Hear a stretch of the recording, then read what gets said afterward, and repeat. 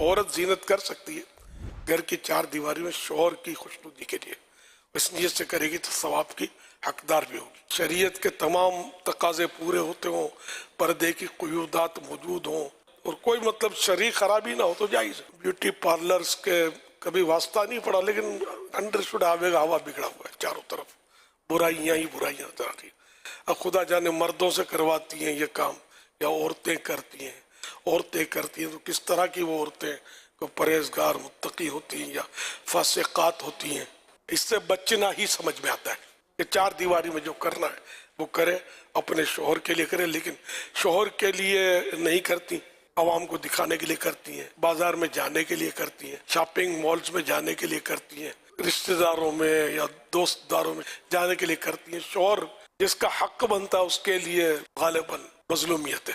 اللہ پاک رحمت کی نظر فرمائے۔ صلو علی الحبیب صلی اللہ علیہ وسلم۔